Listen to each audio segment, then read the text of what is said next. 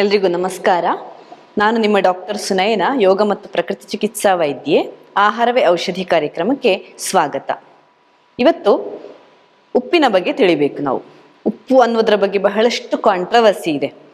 Table salt ಒಳ್ಳೆಯದು ಅಂತ ಕೆಲವರು ಹೇಳ್ತಾರೆ, ಇನ್ನು ಕೆಲವರು ಹಿಮಾಲಯನ್ ಪಿಂಕ್ ಸಾಲ್ಟ್, ಈಗ ಅದು ಟ್ರೆಂಡ್, ಅದು ಹಿಮಾಲಯನ್ ಪಿಂಕ್ ಸಾಲ್ಟ್ ಒಳ್ಳೆಯದು ಅಂತ ಹೇಳ್ತಾರೆ. ಇನ್ನು ಕೆಲವರು ಕಲ್ಲುಪ್ಪು ಒಳ್ಳೆಯದು ಅಂತ ಹೇಳ್ತಾರೆ. ಯಾವ ಉಪ್ಪು ಯಾವ ರೀತಿಯಲ್ಲಿ ಅದು ತಯಾರಾಗಿದೆ ಮತ್ತು ಯಾವ ರೀತಿಯಲ್ಲಿ ಪ್ರಾಸೆಸ್ ಆಗಿದೆ ಮತ್ತು ಯಾವ ರೀತಿಯಲ್ಲಿ ನಾವು ಅದನ್ನು ತಗೊಳ್ಬೇಕು ಅಥವಾ ಯಾವುದನ್ನು ತಗೊಂಡ್ರೆ ಒಳ್ಳೆಯದು ಅನ್ನುವಂಥದ್ದನ್ನು ಇವತ್ತು ನೋಡಬೇಕು. ಮುಖ್ಯವಾಗಿ ಈ ಟೇಬಲ್ ಸಾಲ್ಟ್ ಅಂದರೆ ಅಯೋಡೈಸ್ಡ್ ಇರ್ತದೆ, ಯೂಶುವಲಿ ಅದು ಅಯೋಡೈಸ್ಡ್ ಸಾಲ್ಟ್ ಅಂತ. ಇನ್ನೊಂದು pink salt, Himalayan pink salt. ಎರಡೂ ಕೂಡ ಅದರ ಜರ್ನಿ ಸ್ಟಾರ್ಟ್ ಆಗುವಂಥದ್ದು ಬೇರೆ ಬೇರೆ ಕಡೆ.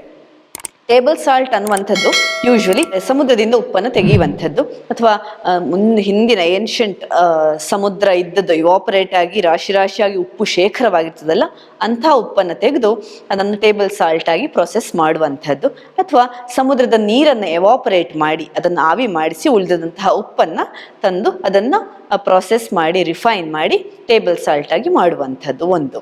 ಇದು ಇಲ್ಲಿ ಪಿಂಕ್ ಸಾಲ್ಟ್ಗೆ ಬಂದರೆ ಅದು ಏನ್ಷಂಟ್ ಹಿಮಾಲಯದ ಹತ್ತಿರ ಇರುವಂತಹ ಪಂಜಾಬ್ ರೀಜನಲ್ಲಿರುವಂತಹ salt beds, ancient salt beds ಅಂತ, ಅಲ್ಲಿಂದ ಅದನ್ನು ತರುವಂಥದ್ದು.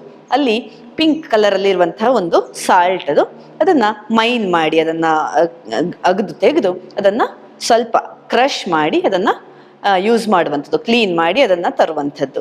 ಈ ಎರಡರಲ್ಲಿ ಕೂಡ ರಿಫೈನ್ ಪ್ರೊಸೆಸ್ ವಿಷಯಕ್ಕೆ ಬಂದರೆ, ಈ ರಿಫೈನ್ ಮಾಡುವಂಥದ್ದು ಟೇಬಲ್ ಸಾಲ್ಟ್ ಹೈಲಿ ರಿಫೈನ್ ಆಗಿರ್ತದೆ ಅದು. ಯಾಕಂದರೆ ಅದನ್ನು ಆ್ಯಂಟಿ ಕೇಕಿಂಗ್ ಏಜೆಂಟ್ ಹಾಕಿರಬಹುದು, ಅಂದರೆ ಕ್ರಿಸ್ಟಲ್ ಆಗದ ಹಾಗೆ ಅದನ್ನು ನೋಡುವಾಗಲೇ ಒಂಥರ ಅಟ್ರಾಕ್ಟಿವ್ ಆಗಿ ಕಾಣ್ತದೆ ನಮಗೆ. ಅದನ್ನು ಹೀಗೆ ಉದುರಿಸುವಾಗಲೂ ಅಷ್ಟೇ ಈವನ್ ಆಗಿರ್ತದೆ, ಬಿಳಿ ಬಣ್ಣ ಇರ್ತದೆ, ಪ್ಯೂರ್ ಬಿಳಿ ಬಣ್ಣ ಇರ್ತದೆ, ಯಾವುದೇ ರೀತಿಯ ಕಲ್ಮಶ ಇಲ್ಲದೆ ಇರುವಂತಹ, ಕಲ್ಮಶ ರಹಿತವಾದದ್ದಂತೂ.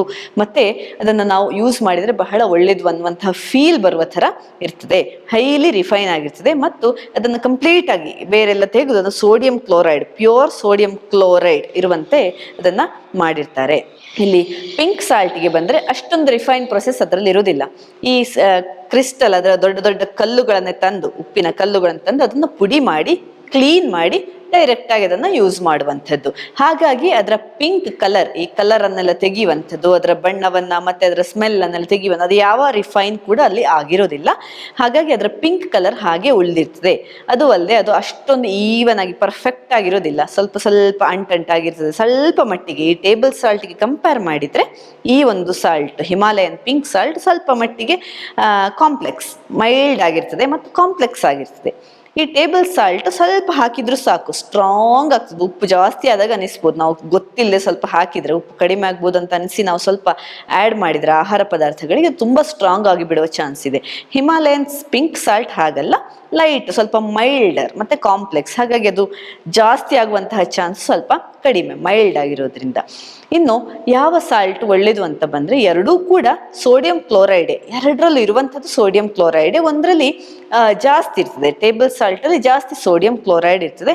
ಇಲ್ಲಿ ಪಿಂಕ್ ಸಾಲ್ಟಲ್ಲಿ ಸ್ವಲ್ಪ ಕಡಿಮೆ ಇರ್ತದೆ ಸೋಡಿಯಂ ಕ್ಲೋರೈಡ್. ಅದು ಅಲ್ಲದೆ ಅದರಲ್ಲಿರುವಂತಹ ಪಿಂಕ್ ಕಲರ್ ಏನಂದರೆ ಐರನ್ ಇರಬಹುದು, ಮೆಗ್ನೀಷಿಯಂ ಇರಬಹುದು, ಕ್ಯಾಲ್ಶಿಯಂ ಮುಂತಾದಂತಹ ನ್ಯೂಟ್ರಿಯೆಂಟ್ಸ್, ಮಿನರಲ್ಸ್ ಅದರಲ್ಲಿ ಆ್ಯಡ್ ಆಗಿರ್ತದೆ.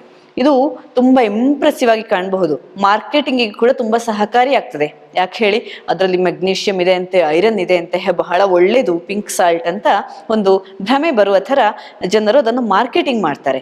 ಹಾಗಾಗಿ ಆದರೆ ಅದು ಎಷ್ಟರ ಮಟ್ಟಿಗೆ ಅದನ್ನು ನಾವು ತಗೊಂಡ್ರೆ ನಮಗದು ಎಷ್ಟರ ಮಟ್ಟಿಗೆ ಅದು ಆರೋಗ್ಯವನ್ನು ಕೊಡಬಹುದು, ಅಥವಾ ಆ ಒಂದು ಮಿನರಲ್ಸ್ ನಿಜವಾಗಿ ನಮ್ಮ ದೇಹಕ್ಕೆ ಯೂಸ್ ಆಗುವಷ್ಟು ಮಟ್ಟಿಗೆ ಅದರಲ್ಲಿ ಇದೆಯಾ ಇಲ್ಲ.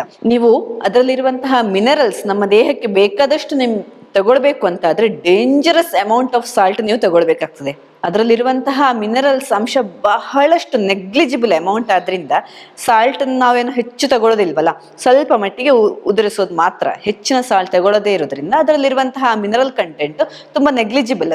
ಅದರಲ್ಲಿ ಮಿನರಲ್ ಸಿಗ್ತದೆ, ಹಾಗಾಗಿ ಅದು ಆರೋಗ್ಯಕ್ಕೆ ಒಳ್ಳೆಯದು ಅಂತ ಕನ್ಸಿಡರ್ ಮಾಡುವಷ್ಟು ಮಟ್ಟಿಗೆ ಅದರಲ್ಲಿ ಏನು ಇರೋದಿಲ್ಲ ಪಿಂಕ್ ಸಾಲ್ಟಲ್ಲಿ ಕೂಡ. ಆದರೆ ಅದು ಮೈಲ್ಡ್ ಆಗಿರ್ತದೆ, ಸೋಡಿಯಂ ಕ್ಲೋರೈಡ್ ತುಂಬ ಕಾನ್ಸಂಟ್ರೇಟೆಡ್ ಆಗಿ ಇರದೇ ಇರೋದ್ರಿಂದ ಈ high blood pressure, hypertension ಅಂತಹ ಪ್ರಾಬ್ಲಮ್ ಇರೋರಿಗೆ ಇದು ಸ್ವಲ್ಪ ಬೆಟರ್ ಆಪ್ಷನ್ ಅಂತ ಹೇಳಬಹುದು ಪಿಂಕ್ ಸಾಲ್ಟ್ ಅನ್ನುವಂಥದ್ದು. ಯಾಕಂದರೆ ಸೋಡಿಯಂ ಕ್ಲೋರೈಡಲ್ಲಿ ಇರೋದು ಸ್ವಲ್ಪ ಕಡಿಮೆ.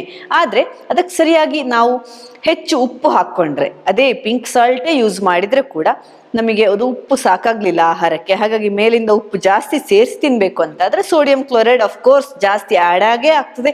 ಅದು ಅಲ್ಲದೆ ಹೈ ಬ್ಲಡ್ ಪ್ರೆಷರ್ಗೆ ಅದು ಕಾಂಟ್ರಿಬ್ಯೂಟ್ ಮಾಡೇ ಮಾಡ್ತದೆ.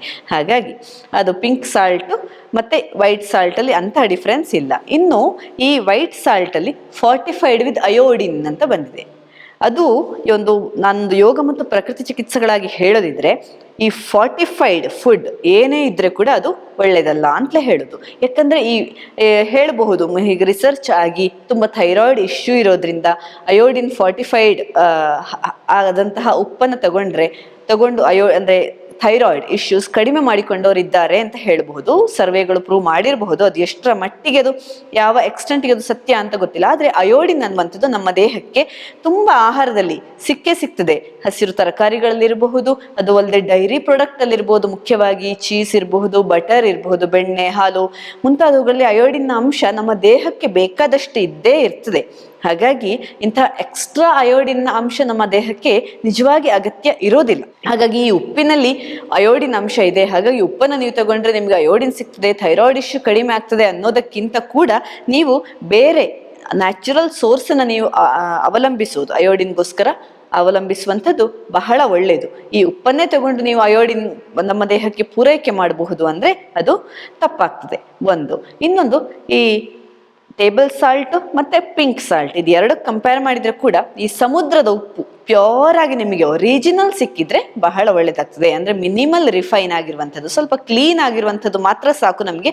ಅದರಲ್ಲಿ ರಿಫೈನ್ ಪ್ರೊಸೆಸ್ ಹೋದ ಹಾಗೆ ಅಲ್ಲಿ ಅದರಲ್ಲಿರುವಂತಹ ಮಿನರಲ್ಸ್ ಇರಬಹುದು, ಅದರಲ್ಲಿ ಏನೇನು ಪಾಸಿಟಿವ್ ಅಂಶ ಇದೆ ಅದನ್ನೆಲ್ಲ ತೆಗೆದು ಬರೀ ಲುಕ್ ನೋಡ್ಲಿಕ್ಕೆ ಮತ್ತೆ ಅದು ಯೂಸ್ ಮಾಡ್ಲಿಕ್ಕೆ ಚೆನ್ನಾಗಿರೋ ಹಾಗೆ ಮಾಡ್ತಾರಲ್ವಾ, ಅದು ಯಾವತ್ತಿದ್ರೂ ಒಳ್ಳೇದಲ್ಲ. ಪ್ರಾಸೆಸ್ ರಿಫೈನ್ ಆಗಿರುವಂಥದ್ದು ಆದಷ್ಟು ಒಳ್ಳೇದಲ್ಲ. ಒರಿಜಿನಲ್ ಫಾರ್ಮ್ ಅಲ್ಲಿ ನೀವು ಎಷ್ಟು ಕನ್ಸ್ಯೂಮ್ ಮಾಡ್ತೀರೋ ಅದು ಬಹಳ ಒಳ್ಳೇದು.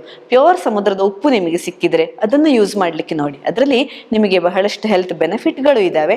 ಅದು ಅಲ್ಲದೆ ಈ BP ರಿಸ್ಕ್ ಇರಬಹುದು ಅಥವಾ ಬೇರೆ ಆರೋಗ್ಯ ಸಮಸ್ಯೆಗಳು ಉಪ್ಪಿಂದ ಬರುವಂಥದ್ದು ಸ್ವಲ್ಪ ಕಡಿಮೆ ಆಗ್ತಾ ಬರ್ತದೆ. ಅಲ್ಲದೆ ಅದು ಉಪ್ಪು ಅನ್ನುವಂಥದ್ದು ಅಡಿಕ್ಟಿವ್. ಅದು ಈ MSG ಸಕ್ಕರೆ ಎಲ್ಲ ಏನು ಹೇಗೆ ಅಡಿಕ್ಟಿವ್ ಆಗ್ತದೆ ಅದೇ ರೀತಿ ವೈಟ್ ಸಾಲ್ಟ್ ಕೂಡ ವಿಷವೇ, ಅದು ಅಡಿಕ್ಷನ್ ನಮ್ಮ ದೇಹಕ್ಕೆ. ಹಾಗಾಗಿ ಆದಷ್ಟು ನೀವು ಕಡಿಮೆ ಸಾಲ್ಟ್ ಇರುವಂತಹ ಆಹಾರ ಸೇವಿಸಿ ಆ ಆಹಾರದ ಒರಿಜಿನಲ್ ಟೇಸ್ಟ್ ಏನಿದೆ ಅದನ್ನು ಇದ್ದ ಹಾಗೆ ಸವಿದ್ರೆ ನಿಮ್ಮ ದೇಹಕ್ಕೂ ನಿಮ್ಮ ಮನಸ್ಸಿಗೂ ಮತ್ತೆ ಎಲ್ಲ ಲೆವೆಲ್ ಆಫ್ ಯುವರ್ ಎಕ್ಸಿಸ್ಟೆನ್ಸ್ ಇದೆ ಅಲ್ಲ ಅದಕ್ಕೆಲ್ಲದಕ್ಕೂ ಒಂಥರ ಪೂರಕವಾಗಿರ್ತದೆ.